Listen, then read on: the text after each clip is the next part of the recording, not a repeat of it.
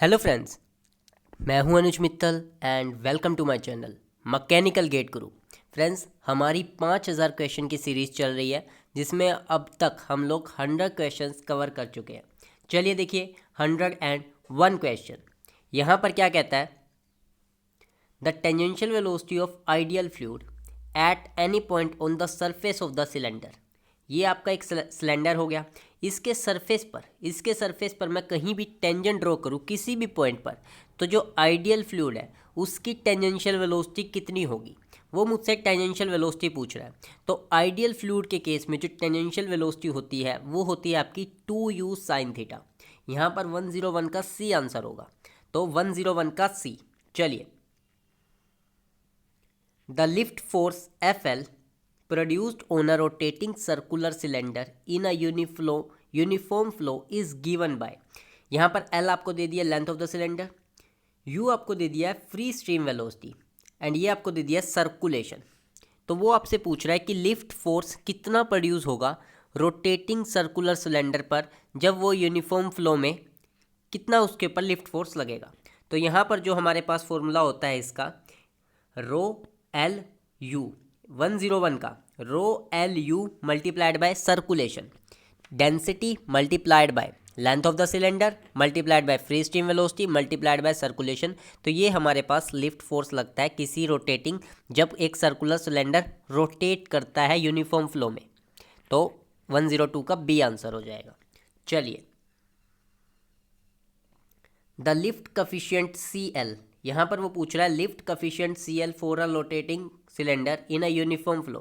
देखिए, जो हमारे पास फोर्स का फॉर्मूला आया था अभी पीछे देखा है, अब वो कहता है कि जो कफिशियंट CL लगेगा, लिफ्ट कफिशियंट CL होगा, वो किसके बराबर होगा। तो वो बराबर होगा सर्कुलेशन अपॉन में RU। सर्कुलेशन आर क्या है, रेडियस, और यू क्या है, फ्री स्ट्रीम वेलोसिटी। तो ध्यान रखिएगा, कफिशियंट जो CL होता है वो सर्कुलेशन अपॉन में RU, आर मतलब रेडियस एंड यू इसकी जो स्ट्रीम वेलोसिटी रहेगी उसके बराबर होता है। इतना होता है कफिशियंट CL की value. Question number 104। Question simple सा क्वेश्चन आया है, फिर से हमारे पास रिपीट हुआ ये क्वेश्चन। काइनेमेटिक विस्कोसिटी किसके बराबर होती है। काइनेमेटिक विस्कोसिटी हमारे पास होती है dynamic viscosity divided by rho. This is kinematic viscosity.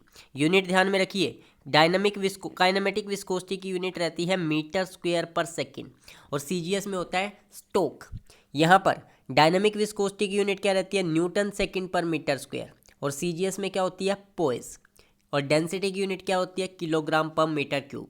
तो यहाँ पर 104 का जो राइट आंसर होगा वो हो जाएगा बी।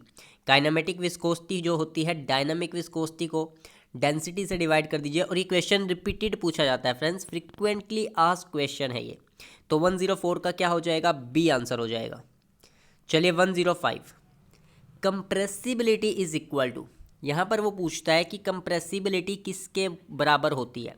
तो कंप्रेसिबिलिटी, देखिए कंप्रेसिबिलिटी जो होता है वो बल्क मॉडुलस का रेसिप्रोकल होता है। बल्क मॉडुलस क्या होता है, चेंज इन प्रेशर अपॉन में volumetric strain dV divided by V with negative sign. ये आपका बल्क मॉडुलस होता है। इसका जो रिवर्स होगा वो कंप्रेसिबिलिटी हो जाएगा। तो माइनस का dV अपॉन में V और अपॉन में चेंज इन प्रेशर। तो यहाँ पर जो राइट आंसर होगा dV अपॉन में V हमें चाहिए। तो ये तो हमारे पास बल्क मॉडुलस की वैल्यू है, ये हमारे पास ऑप्शन कट गया। इसका जो रिवर्स यहाँ पर मिलता है 105 का A, तो dV अपॉन में V और change in pressure. Negative sign इसलिए आता है क्योंकि जब प्रेशर बढ़ेगा तो वॉल्यूम कंप्रेस होगी, और हम चाहते हैं कि रेशियो हमेशा पॉजिटिव आए, इसलिए हम लोग नेगेटिव लेकर भी करते हैं। तो एग्जाम में अगर आपके पास यहाँ पर नेगेटिव साइन हो तो भी आपका यही आंसर रहेगा कंप्रेसिबिलिटी का। तो 105 का आंसर हो जाएगा A। चलिए 106, hydrostatic law of pressure is given bye. यहाँ पे वो पूछ रहा है हाइड्रोस्टेटिक लॉ हम अच्छी तरह जानते हैं, curly P by curly Z। Curly P by curly Z किसके बराबर होता है, माइनस रो जी के बराबर होता है, माइनस रो जी। लेकिन यहाँ पर उसने कहीं माइनस साइन नहीं दिया। देखिए, B ऑप्शन नहीं है, D ऑप्शन नहीं है, C नहीं है, तो यहाँ पर वैसे माइनस होना चाहिए लेकिन उसने साइन कन्वेंशन को फॉलो नहीं किया। तो 106 का A आंसर हो जाएगा राइट आंसर। अगर आपके पास ऑप्शन दो तरह के हो ना फ्रेंड्स, एक में रोजी हो और एक में माइनस रोजी हो, तो आप माइनस रोजी पर टिक करना क्योंकि सबसे एक्यूरेट वही है। तो 106 का A आंसर हो जाएगा। A is the right answer for question number 106। चलिए क्वेश्चन नंबर 107 देखते हैं। 4 curves are shown in the figure. अब यहाँ पर हमारे पास एक फिगर गिवन है, ये फिगर हमारे पास है और वो कहता है velocity gradient curly u by curly y along x axis हमें दे रखा है, विस्कस शियर स्ट्रेस टाउ हमें वाई एक्सिस पे दे रखा है। कर्व ए क्या रिप्रेजेंट करता है? कर्व ए 4 ऑप्शन हमें दे दिए, ideal fluid, Newtonian fluid, non Newtonian fluid, ideal solid. तो यहाँ पर देखिए हमें कर्व ए का पूछा है, ये हमें दे रखा है वेलोसिटी ग्रेडियंट, ये हमें दे दिया वेलोसिटी ग्रेडियंट, ये हमें दे दिया शियर स्ट्रेस, शियर स्ट्रेस हमें वाई एक्सिस पे दिया है, वेलोसिटी ग्रेडियंट हमें एक्स एक्सिस पर दिया है। और ए क्या है? ए देखिए अब क्या है यहाँ पर कि आप शियर स्ट्रेस लगाते जा रहे हो, शियर स्ट्रेस लगाते जा रहे हो, कोई भी डिफॉर्मेशन नहीं आ रहा, कोई वेलोसिटी ग्रेडियंट एग्जिस्ट नहीं कर रहा, तो ये कैसा होगा? ये आपका एक आइडियल सॉलिड होगा। ये ए कर्व जो होगा ये आइडियल सॉलिड, और ये जो अगर हमसे डी पूछा जाए तो वो आइडियल फ्लूइड होता।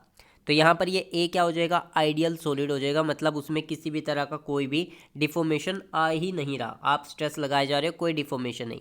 तो यहाँ पर देखिए आइडियल सॉलिड 107 का हमारे पास राइट आंसर क्या बनेगा? आइडियल सॉलिड हो जाएगा। चलिए 108 देखते हैं। Curve B in the figure correspond to. Curve B क्या बताता है? यहाँ पर एक ऑप्शन दे रखा है आइडियल फ्लूइड और आगे 3 ऑप्शन हमें दिए हुए हैं, न्यूटोनियन फ्लूइड, नॉन न्यूटोनियन और आइडियल सॉलिड। तो हमसे कौन सा कर्व पूछा है इसने? हमसे पूछा है कर्व बी। तो देखिए कर्व बी क्या बताता है, यहाँ पर ये है हमारे पास कर्व बी। तो ये हमारे पास कैसा है? ओरिजिन से पास हो रहा है, ओरिजिन से पास हो रहा है, और जैसे जैसे ये आगे बढ़ता जा रहा है, जैसे जैसे ये आगे बढ़ता जा रहा है, जो स्लोप है ये कम होता जा रहा है। देखिए जो स्लोप हमें क्या देता है? ये स्लोप हमें विस्कोसिटी देता है। ध्यान रखिएगा, शियर स्ट्रेस और वेलोसिटी ग्रेडियंट, इसका जो स्लोप होता है वो हमें विस्कोसिटी देता है। तो यहाँ पर बी कर्व में क्या हो रहा है? विस्कोसिटी जो है वो कम होती जा रही है, जैसे जैसे वेलोसिटी ग्रेडियंट बढ़ रहा है वेलोसिटी कम हो रही है। लेकिन अगर कुछ ऐसा कर्व दे दिया जाए, ऐसा, इसमें क्या होगा?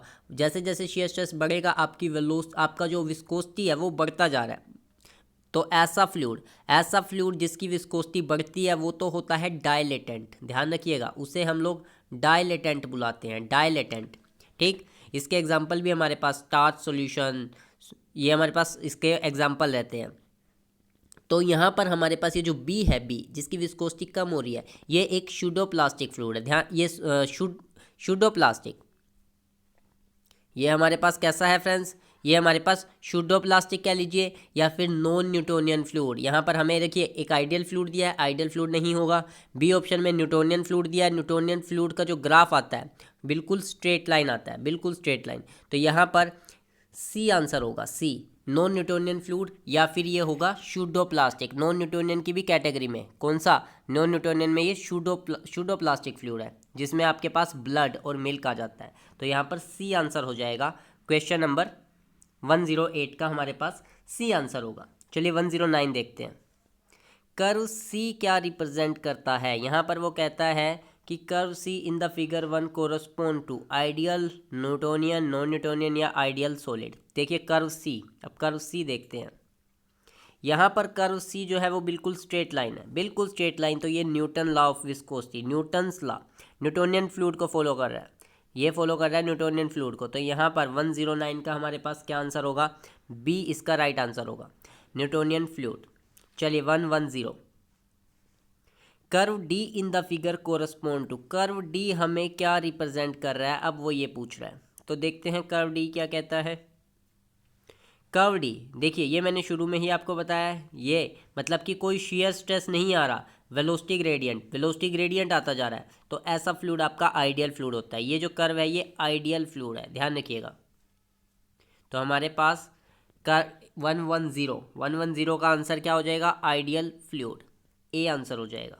चलिए 111, relationship between surface tension and difference of pressure between the inside and the outside of the liquid droplet। Liquid droplet के लिए वो चेंज इन प्रेशर पूछ रहा है। देखिए जो लिक्विड ड्रॉपलेट के अंदर जो प्रेशर होता है, ध्यान रखिएगा 4 सिग्मा डिवाइडेड बाय डी, ये हमारे पास जनरल फॉर्मूला है। अगर रेडियस के टर्म्स में आप कैलकुलेट करते हो तो डी की जगह r/2 रखोगे तो ये 8 सिग्मा अपॉन में r हो जाएगा। दोनों में से कोई से फॉर्मूले भी आपके एग्जाम में आ सकते हैं। तो ये होता है ड्रॉपलेट के लिए। इसका मतलब क्या है कि एक लिक्विड की ड्रॉप एक लिक्विड बेसिकली अगर मैं पानी की बात करूं तो वो एग्जिस्ट इसलिए कर पा रही है कि उसके अंदर प्रेशर ज़्यादा है और बाहर का जो एटमॉस्फेरिक प्रेशर है वो कम है। अगर बाहर का एटमॉस्फेरिक प्रेशर ज़्यादा होता तो ये बबल्स को क्या कर देता, ख़त्म कर देता, ये लिक्विड ड्रॉपलेट को ख़त्म कर देता।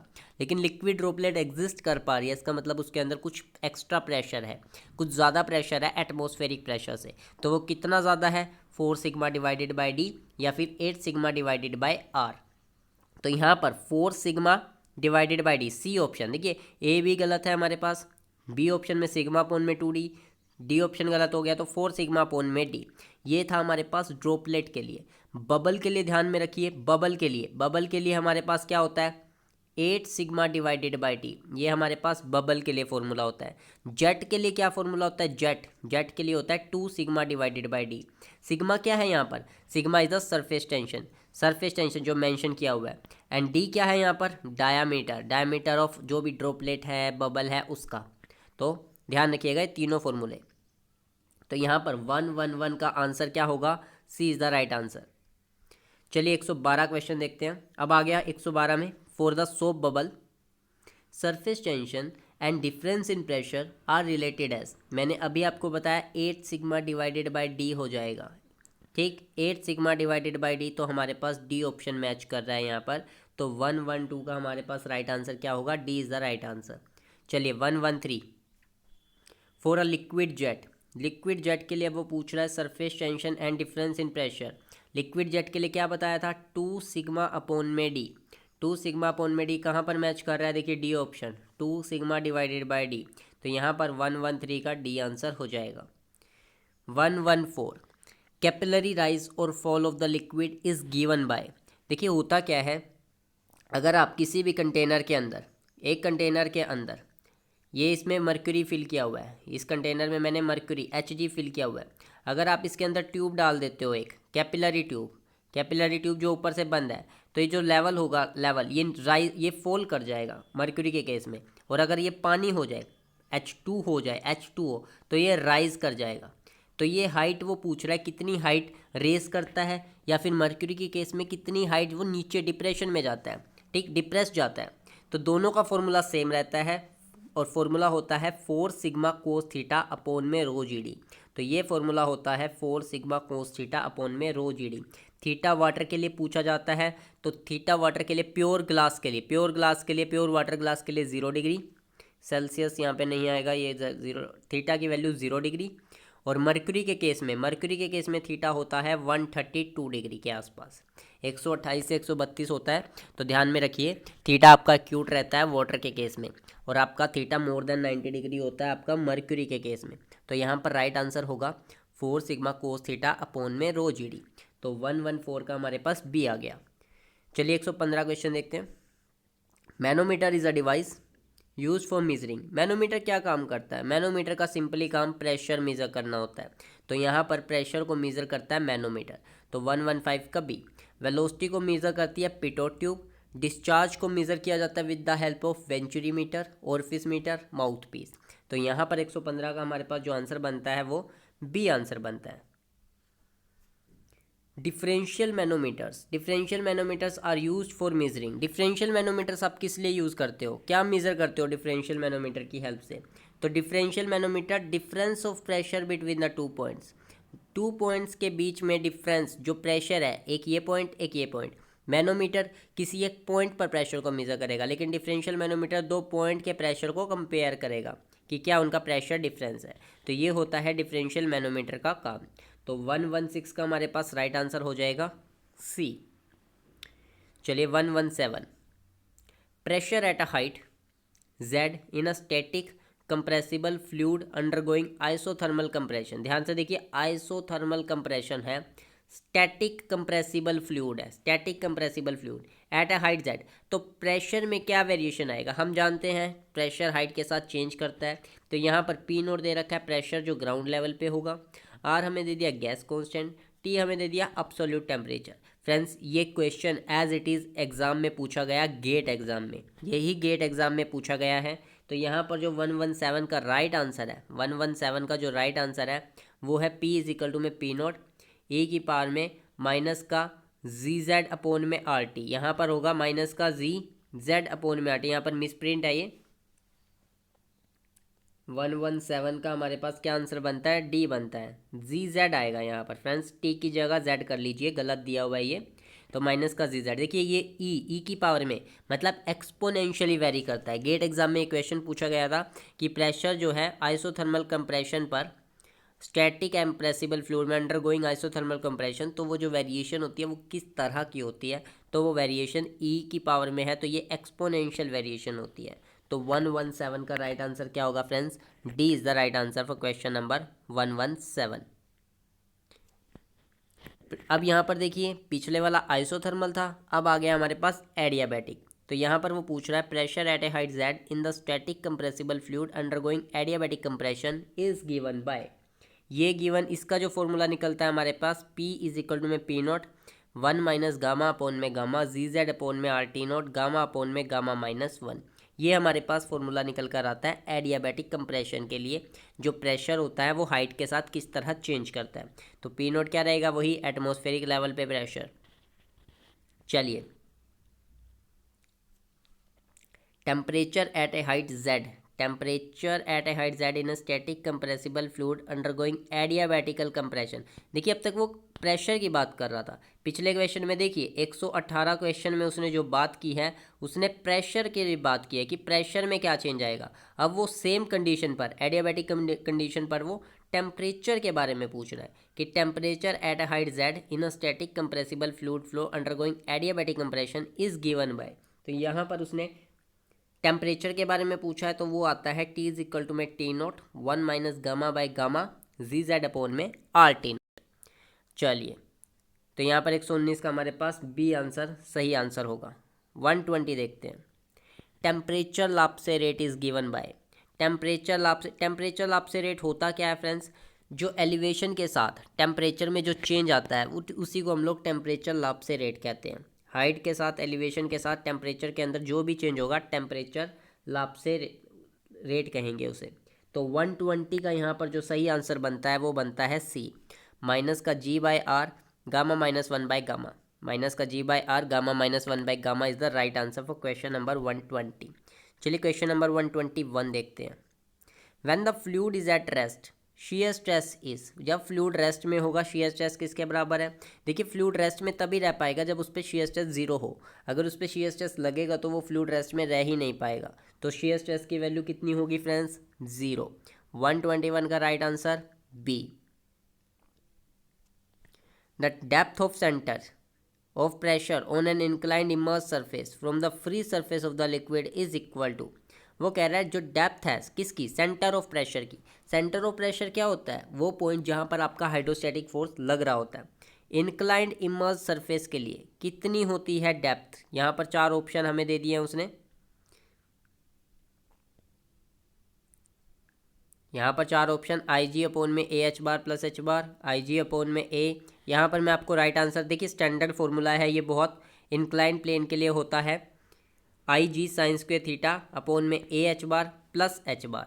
तो यहाँ पर जो 122 का राइट आंसर होगा, 122 का जो हमारे पास राइट आंसर होगा वो हो जाएगा C, I G sine square theta upon में A H bar plus H bar. चलिए 123, depth of centre of pressure of a vertical immerse surface from the free surface of the liquid is equal to, free surface से किस height पर होगा depth of centre of pressure. तो यहाँ पर क्या हो जाएगा, ए जी आई जी अपोन में A H bar plus H bar. तो क्योंकि आपका जो एंगल बनेगा, एंगल वर्टिकल के साथ वो 90 डिग्री, वर्टिकल के साथ जो एंगल बनेगा फ्रेंड्स वो 90 डिग्री बनेगा। तो आप इस फॉर्मूले में यहाँ पर थीटा की जगह 90 रख दीजिए, साइन 90 1 हो जाएगा, उसका स्क्वायर भी 1 ही रहेगा। तो आई जी अपोन में A H bar plus H bar. तो यहाँ से ये आंसर निकल कर आता है हमारे पास 123 का, A is the right answer. I G upon में ए एच, आई जी मतलब moment of inertia about the centre of gravity. चलिए 124, the centre of pressure for a plane vertical surface lies at the depth of, वो कहता है कि vertical surface है उसका जो सेंटर ऑफ प्रेशर है वो कहाँ लाइव करता है, सेंटर ऑफ प्रेशर लाइव करता कहाँ है, तो वो करता है 2/3 the height of the emerged surface. जितना भी सरफेस डूबा हुआ होगा उसके 2/3 पे। सेंटर पे तो देखिए सेंटर ऑफ ग्रेविटी लाई करेगी, लेकिन सेंटर ऑफ ग्रेविटी से नीचे की तरफ 2/3 हाइट पे, टॉप से 2/3 हाइट पे जो लगता है, देखिए मैं अगर बताऊँ यहाँ पर टॉप से, ये आपका क्या हो गया, फ्री सरफेस हो गया। ठीक, फ्री सरफेस से 2/3 हाइट पे, 2/3 हाइट पे, टोटल हाइट अगर h है तो उसकी 2/3 हाइट पे सेंटर ऑफ प्रेशर एक्ट करता है।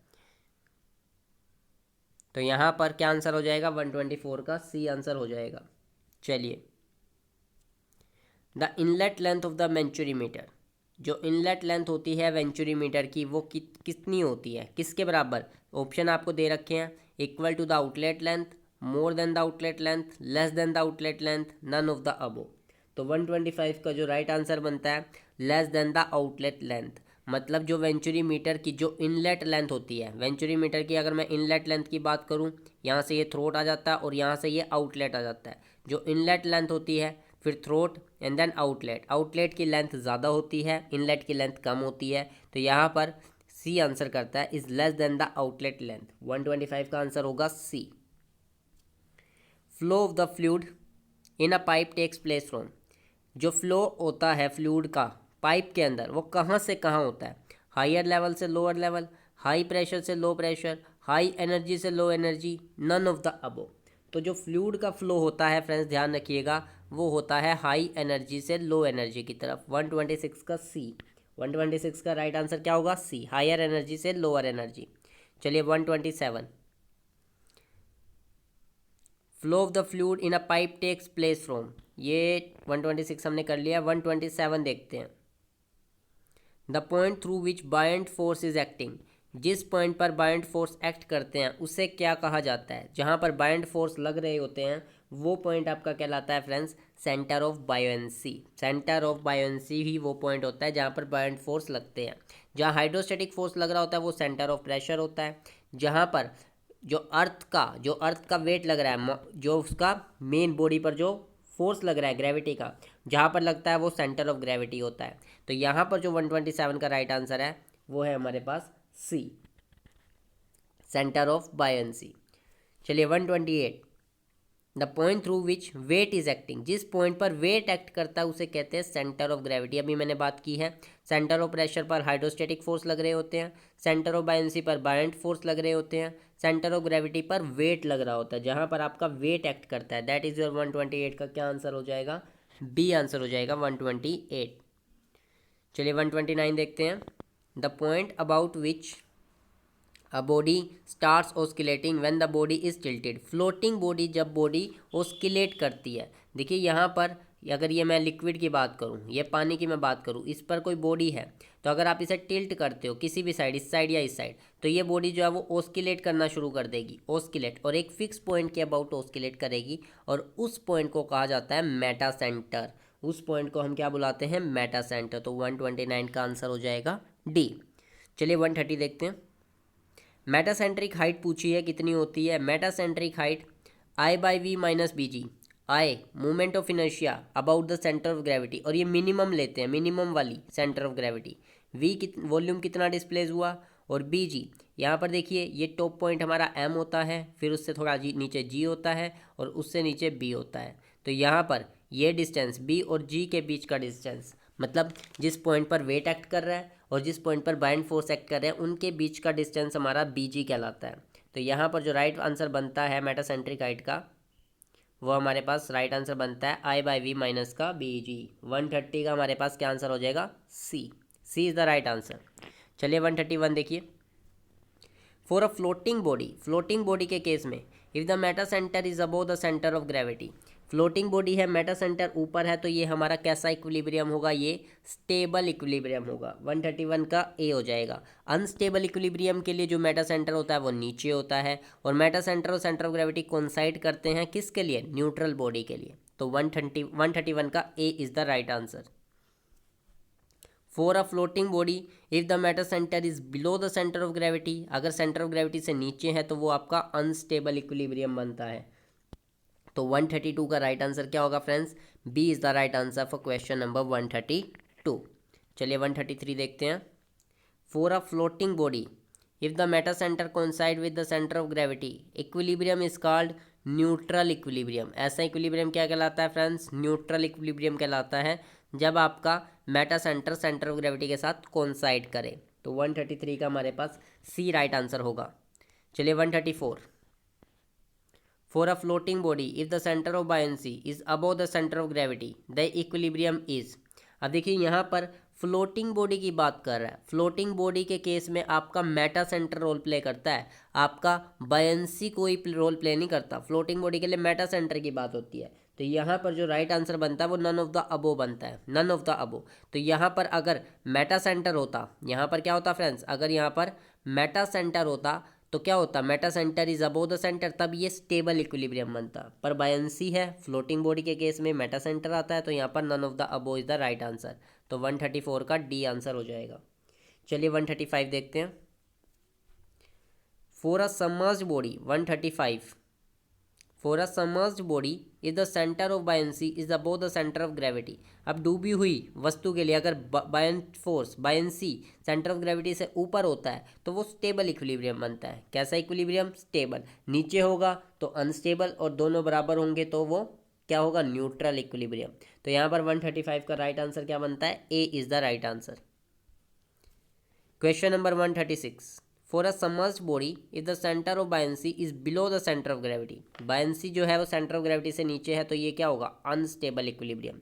अनस्टेबल इक्विलिब्रियम हो जाएगा। चलिए 137, 136 का बी हो गया। For a submerged body if the centre of buoyancy coincide with the centre of gravity equilibrium is called. कैसा इक्विलिब्रियम होगा? सेंटर ऑफ बायंसी कोइंसाइड करेगा सेंटर ऑफ ग्रेविटी से, तो वो आपका न्यूट्रल इक्विलिब्रियम होगा। 137 का सी इज द राइट आंसर। ये क्वेश्चन बहुत इंपॉर्टेंट है, एग्जाम में बार बार रिपीटेड रहते हैं।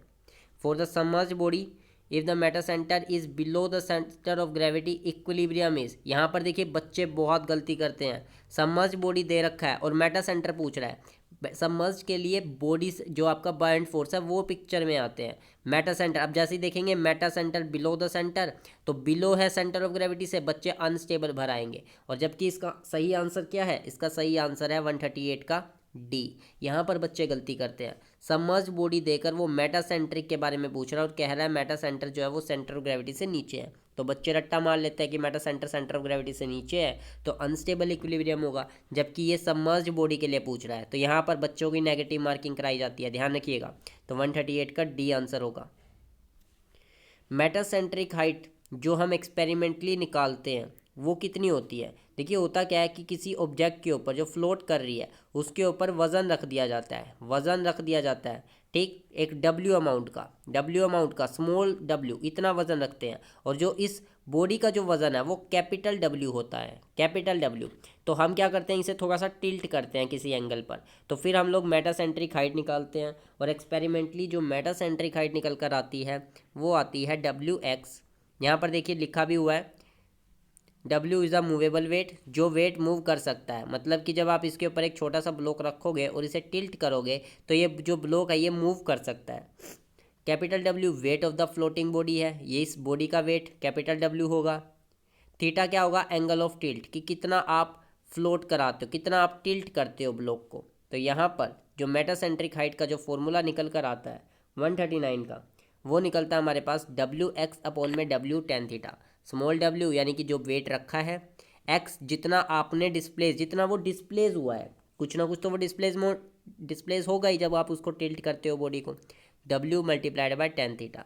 तो यहाँ पर 139 का जो राइट आंसर बनता है दैट इज C। चलिए 140 देखते हैं। यहाँ पर आपसे पूछ लिया time period of oscillation of floating body is given bye. तो वो जो टाइम पीरियड, k की value radius of gyration, gm metacentric height, t दे दिया टाइम पीरियड। तो यहाँ पर 140 का राइट आंसर 2 पाई अपॉन में k square gm multiplied by g। ध्यान रखिएगा टाइम पीरियड ऑफ ऑस्किलेशन मतलब जो बॉडी ऑस्किलेट करती है, जो बॉडी ये ऑस्किलेट कर रही है, ऑस्किलेट किसी एक मेटा सेंटर के अबाउट, तो उसका टाइम पीरियड होता है k स्क्वेयर अपॉन में gm इंटू g का स्क्वेयर रूट मल्टीप्लाइड बाय 2 पाई। तो 140 का राइट आंसर होगा B। 141, if the velocity, pressure, density don't change at a point with respect to time, the flow is called। देखिए property flow जो है वो किसी भी पॉइंट पर टाइम के साथ चेंज नहीं हो रही, तो ऐसा ऐसा फ्लो आपका स्टेडी फ्लो कहलाता है। कैसा फ्लो होता है? Steady flow. 141 का डी। इनकम्प्रेसिबल मतलब डेंसिटी कांस्टेंट। यूनिफॉर्म मतलब आपकी जैसे वेलोसिटी हो गई वो आपकी स्पेस के साथ वेरी ना करे, इस पॉइंट पर जितनी वेलोसिटी थी इस पॉइंट पर भी उतनी ही वेलोसिटी रहे, तो वो यूनिफॉर्म फ्लो। नॉन यूनिफॉर्म मतलब कि वेलोसिटी, सिर्फ वेलोसिटी की ही बात नहीं हो रही, आप एक्सेलरेशन की टर्म्स में भी बोल सकते हो कि एक्सेलरेशन इस पॉइंट पर है, उतनी ही एक्सेलरेशन ए पॉइंट और बी पॉइंट पर सेम एक्सेलरेशन है, तो ऐसा फ्लो यूनिफॉर्म फ्लो कहलाता है। 142, if the velocity pressure density change at a point with respect to time, अगर वो चेंज करती है ना फ्रेंड्स तो वो अनस्टेडी कहलाता है। 142 का हमारे पास सी बनता है, दैट इज अनस्टेडी, तो 142 का सी हो जाएगा। If the velocity in the fluid flow does not change with respect to length of the direction of flow, देखिए लेंथ के साथ चेंज नहीं कर रही, लेंथ के साथ मतलब फ्लो होते हुए इन दो पॉइंट्स की जो लेंथ होगी जितनी इस पॉइंट पर है उतनी ही वेलोसिटी इस पॉइंट पर है, तो ऐसी वेलोसिटी हमारे पास क्या कहलाती है? यूनिफॉर्म। कैसी फ्लो, ऐसी वेलोसिटी कहलाती है? यूनिफॉर्म फ्लो कहलाता है। ध्यान रखिएगा 144 सिर्फ वेलोसिटी ही नहीं, अगर एक्सेलरेशन हो जाए तब भी ये यूनिफॉर्म फ्लो ही कहलाएगा। 144, if the velocity in the fluid flow changes with respect to length, अगर वो चेंज करती है तो वो क्या होगा? वो नॉन यूनिफॉर्म फ्लो होगा। ध्यान रखिएगा वो हमारे पास नॉन यूनिफॉर्म फ्लो, तो यहाँ पर हमारे पास अनस्टेडी फ्लो नहीं, कंप्रेसिबल नहीं, इरोटेशनल नहीं, none of the above, D answer होगा। 144 का डी आंसर होगा, इनमें से कोई नहीं। चलिए, if the density of the fluid is constant from point to point in a flow region it is called, अगर डेंसिटी कांस्टेंट रहती है तो वो आपका इनकम्प्रेसिबल फ्लो होता है। ध्यान रखिएगा इनकम्प्रेसिबल फ्लो, अगर आपकी डेंसिटी कांस्टेंट है तो 145 का B answer right answer. Question number 146, if the density of the fluid changes from point to point in a flow region it is called, अगर डेंसिटी चेंज करती है, डेंसिटी का change होना मतलब कि वो कैसा है? कंप्रेसिबल। अगर डेंसिटी चेंज नहीं होती तो इनकम्प्रेसिबल, चेंज हो रही है तो वो कंप्रेसिबल फ्लो हो जाएगा, तो 146 का डी आंसर होगा, D is the right answer. चलिए 147, if the fluid particles moves in a straight line and all the lines are parallel to the surface the flow is called, flow कैसा होगा? Laminar, laminar flow होगा। 147 का D answer, D is the right answer for 147। 148, if the fluid particles moves in a zigzag way the flow is called, zigzag वे में flow करता है तो flow आपका turbulent होगा। 148 का सी आंसर हो जाएगा, turbulent flow.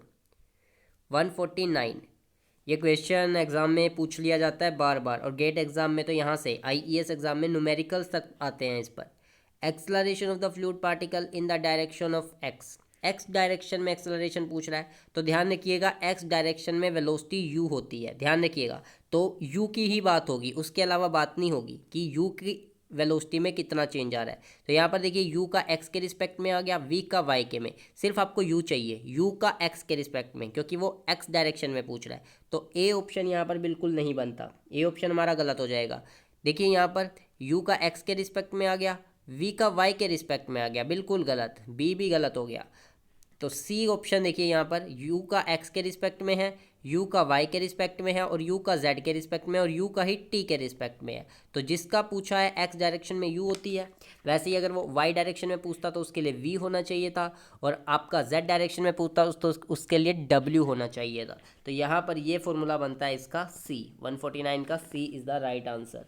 Question number 150, local acceleration in the direction of x is given bye, देखिए इस पिछले क्वेश्चन में यहाँ से ये पार्ट कन्वेक्टिव एक्सेलरेशन कहलाता है, इसे कहते हैं लोकल एक्सेलरेशन, तो ये हमारे पास क्या हो जाएगा? यहाँ पर हमारे पास local acceleration in the direction of X is, local मतलब जो टाइम के साथ वेरी हो, ये टाइम के साथ भी है स्पेस के साथ भी है, तो ए ऑप्शन नहीं होगा, ये सिर्फ स्पेस के साथ वेरी कर रहा है, एक्स दे रखा है, ये नहीं होगा, तो 150 का राइट आंसर हो जाएगा बी, करली यू बाय करली डी। यहाँ पर जो वेलोसिटी है, वेलोसिटी एक्स डायरेक्शन में वेलोसिटी यू दे रखी है, वाई डायरेक्शन के लिए वी होता है और जेड डायरेक्शन के लिए डब्ल्यू होता है, तो यहाँ पर B is the right answer for question number 150।